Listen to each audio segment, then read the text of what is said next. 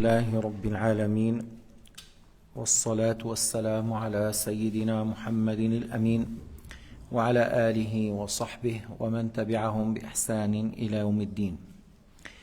الدرس الثالث عشر من دروس شيخنا الشيخ عبد الله رحمه الله: الوضوء الموافق لطريقة النبي صلى الله عليه وسلم والتحذير من الوسوسة فيه وفي الصلاة. Alors la 13e leçon parmi les leçons que notre cheikh Abdullah al-Harari rahimahullah a dit ou a fait, c'est au sujet de la petite purification qui s'appelle al-wudu, comment le prophète a fait les ablutions et le fait de mettre en garde contre les obsessions ou voilà que certains exagèrent et puis ils répètent et il aura le doute à ça. Alors il faut pas aller dans ce sens-là, mais plutôt faire le wudu comme le prophète a fait, sans exagération. Et dans ce sens-là, le cheikh Abdullah rahimahullah a dit: Alhamdulillahi rabbil alamin, lahu al-ni'matu wa lahu al-fadlu wa lahu al-thana'u al-hasan. وأشهد أن لا إله إلا الله وحده لا شريك له وأشهد أن محمدا عبده ورسوله. Louange à Allah, le créateur de tout l'univers. C'est à lui les louanges et le mérite. Et je témoigne qu'il n'est de Dieu qu'Allah, l'unique qui n'a pas d'associé. Et je crois que Muhammad est son esclave et son messager. صلوات الله البر الرحيم والملائكة المقربين على أشرف المرسلين وخاتم النبيين وشفيع المذنبين يوم الدين وعلى جميع إخوانه الأنبياء والمرسلين. Il a demandé à Allah Ta'ala d'élever le grade du prophète Muhammad alayhi salatu wassalam, qui est le meilleur de tous les messagers, le dernier prophète, et celui qui intercède à ceux qui ont désobéi parmi les musulmans le jour dernier. Et il a demandé encore d'élever le grade des prophètes, ses frères prophètes, c'est-à-dire tous les autres prophètes. أما بعد فإن الله تبارك وتعالى تفضل على عباده المؤمنين بأن جعل حسناتهم كفارات لسيئاتهم. Alors, il a dit, le cheikh Abdullah rahimahullah, que Allah subhanahu wa ta'ala, par son mérite envers ses esclaves, envers les créatures, a fait que les actes de bien effacent les mauvais actes. Que des fois la personne, il a agi dans le mal dans telle et telle chose, après il redouble l'effort dans les actes de bien et ça fait effacer les péchés. قال تعالى في سورة هود إن الحسنات يذهبن السيئات. Dans le Coran Karim, dans Surat Hud, l'aya qui signifie, certes, les bonnes œuvres effacent les mauvaises. ولم يقل الله تعالى إن السيئات يذهبن الحسنات هذا من فضله وكرمه. Il a dit les bonnes œuvres effacent les péchés, mais il n'a pas dit les péchés effacent les bonnes œuvres. Il n'a pas dit les mauvais actes, les mauvaises ou les péchés ou la désobéissance effacent les bonnes actions. Non, il n'a pas dit ça. لأن رحمة الله تعالى غلبت غضبه. L'effet de sa clémence est plus grand que l'effet de son châtiment, c'est-à-dire tu vois par exemple, il y a beaucoup de gens qui méritent d'être châtiés parmi les musulmans et Allah leur pardonne le jour du jugement, tu vois. روينا في الصحيح صحيح البخاري وابن حبان إن الله تعالى لما قضى الخلق كتب في كتاب فهو عنده موضوع فوق العرش إن رحمتي غلبت غضبي أي أثار الرحمة أكثر من أثار الغضب. Pour confirmer que l'effet de sa clémence est beaucoup plus grand et plus grand et nombreux que l'effet de son châtiment. Il y a le hadith rapporté par le Bukhari et Ibn Hibban que Allah Ta'ala, lorsque il a créé les créatures et il a fait écrire sur un livre et qu'il est au-dessus du trône, que l'effet de ma clémence prime sur l'effet de mon châtiment. يعني مظاهر الرحمة غلبت مظاهر الغضب. L'effet de la clémence est beaucoup plus grand que l'effet de son châtiment. Par exemple, les anges. Les anges, c'est l'effet de sa clémence. Nous, les humains et les djinns, il y en a les croyants et il y a les non-croyants. Alors, lorsqu'on dit les non-croyants, ils vont aller à l'enfer. Mais les anges, leur nombre c'est des millions de fois plus nombreux que les êtres humains et les djinns. Et ça c'est l'effet de sa clémence. Ça c'est l'effet de sa clémence. Par exemple, l'enfer et la place du châtiment, il a une certaine taille. Le paradis est beaucoup plus grand. Le paradis est beaucoup plus grand que l'enfer. أما الرحمة بمعنى الصفة من صفات الله والغضب بمعنى الصفة من صفات الله فليس أحدهما سابق الآخر. Si tu parles de la clémence comme attribut, si tu parles de al-ghadab comme attribut, alors on ne dit pas que celle prime sur l'autre, ou si tu parles des attributs, ou tu ne dis pas celle-là dépasse l'autre, si on parle des attributs de Dieu. Mais l'effet de la clémence est plus grand que l'effet de son châtiment. لكن الرحمة إذا أطلقت على مظاهر الرحمة والغضب إذا أطلق على مظاهر الغضب فالرحمة سابقة على الغضب هي الغالبة. ومن أثار ذلك كون الحسنات تضاعف للمؤمن. Parmi les faits de sa clémence, que les actes de bien seront multipliés au minimum 10 fois. Chaque acte de bien est multiplié 10 fois. Mais ça peut aller jusqu'à 700 au plus. Mais les péchés, là, c'est pas multiplié. Si quelqu'un il a fait un péché, ça compte 1. C'est pas multiplié 10 fois.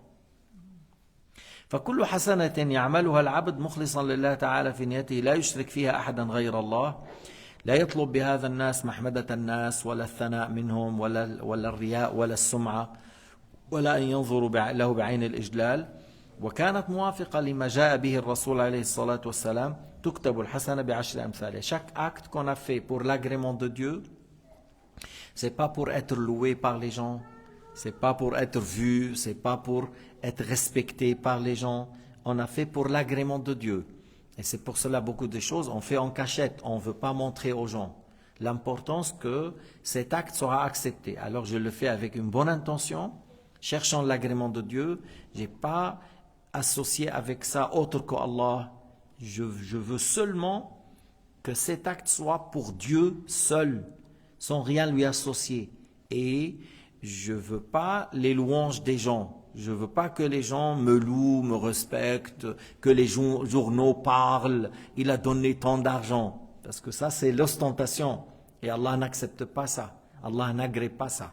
Alors, si on a fait les choses correctement, comme le prophète Mohammed a enseigné, avec les règles, les conditions, les choses, les piliers, tu as fait la prière complète, la purification complète, avec la bonne intention, alors là, la récompense est multipliée au minimum 10 fois. Ça peut être 100 fois, ça peut être jusqu'à 700 fois plus. Tandis que si quelqu'un il a fait un péché, sera écrit une fois. Et c'est pour cela qu'on dit l'effet de la clémence est plus que l'effet de son châtiment. ثم إن الحسنات كثيرة. فالتسبيح حسنة. Les actes de bien sont nombreux. Par exemple, le fait de dire Subhanallah. Le mot Subhanallah, on dit dans la prière, lorsqu'on est dans l'inclinaison, on dit Subhana Rabbiyal Azim. Lorsqu'on est dans la prosternation, on dit Subhana Rabbiyal A'la. C'est toujours tasbih. Alors, tasbih, que ça veut dire? J'exempte Allah de toute imperfection. J'exempte Allah de toute ressemblance avec les créatures. Lorsque tu dis Subhanallah, c'est-à-dire, c'est comme tu as dit, Allah mon créateur est parfait, Allah mon créateur n'a aucun défaut, Allah mon créateur ne ressemble pas aux créatures. Lorsqu'on dit Subhanallah, c'est ça la signification. Et ça, on le dit dans chaque cycle. Lorsque tu fais la prière, dans l'inclinaison 3 fois, le meilleur, ou la sunna. Et dans le sujoud, et tu fais 2 sujoud, 2 prosternations, tu fais 3, 9. Et si tu as fait la prière comme on a fait maintenant l'Asr, 9 fois 4, c'est 36. Tu vois, alors c'est très important et c'est parmi les meilleurs hasanat. Bon, la meilleure comme parole, c'est La ilaha illallah. La meilleure parole, La ilaha illallah. Il n'y a pas de créateur à part Allah.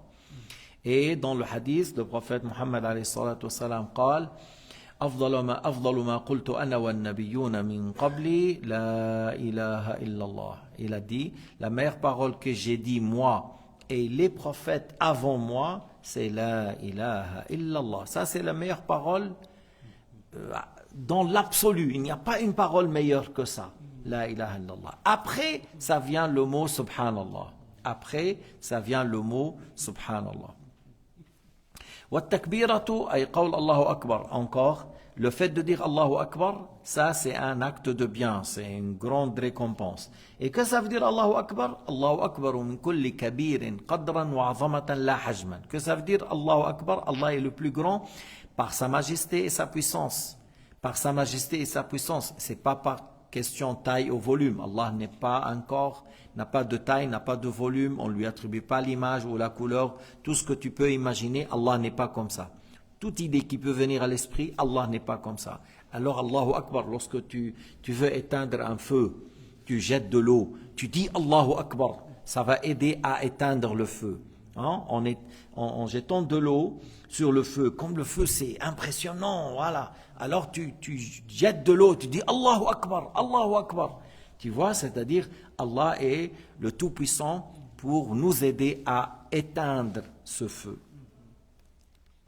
وَكُلُّ عَمَلِ بِرٍّ حَسَنَةٍ, c'est-à-dire tu donnes une date à un pauvre, tu donnes un grain de raisin, une bouchée. Bien sûr, si tu donnes un poulet grillé halal, il ne faut pas donner un poulet haram, hein? Il ne faut pas donner un poulet non égorgé, il faut donner un poulet bien grillé halal, parce que si tu donnes un poulet grillé mais haram, hein, tu as pris de la Migros, tu as fait un grand péché, c'est pas un bien. Il faut donner un poulet grillé halal à un pauvre, alors ça c'est un grand bien. قول المسلم السلام عليكم, lorsque le musulman il rencontre son frère, il dit assalamu alaykum, c'est un acte de bien. Dans chaque lettre tu as une hasana. Assalamu alaykum. Que ça veut dire? Assalamu alaykum, tu es en sécurité de ma part. Tu es en sécurité de ma part. Assalamu alaykum.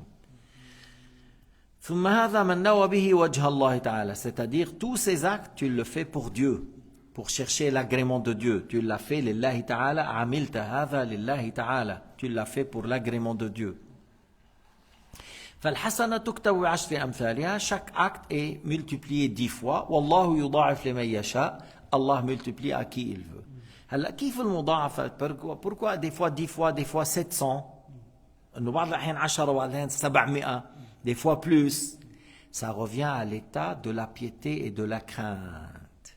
Si la personne est très pieux, craint Dieu, sincère, modeste, il délaisse le bas monde, il travaille pour l'au-delà, alors ça peut aller 700 fois, plus chaque acte de bien qu'il le fait. إنه كيف المضاعفة؟ المضاعفة بالأعمال ترجع لحال الإنسان، حال كامل في الصلاح، في التقوى، في الزهد، في مخافة الله، في محبة الله، في تعظيم الله، فبتصير أعماله تضاعف أضعاف كثيرة. Ces actes seront multipliés des milliers des fois, jusqu'à que Sayyidina Muhammad a dit à ses compagnons que si l'un de vous donne comme la montagne de Uhud au nord, il ne va pas atteindre le moud de blé ou de raisin donné par les premiers compagnons qui ont embrassé l'islam. Parce que ces premiers, ils ont des mérites par rapport aux autres. Lorsque tout le monde a dit à Sayyidina Muhammad, non, tu n'es pas véridique, tu es menteur, tout ça, ces gens-là, ils ont cru en premier, ils l'ont soutenu, tout ça. Ils étaient des grands pieux.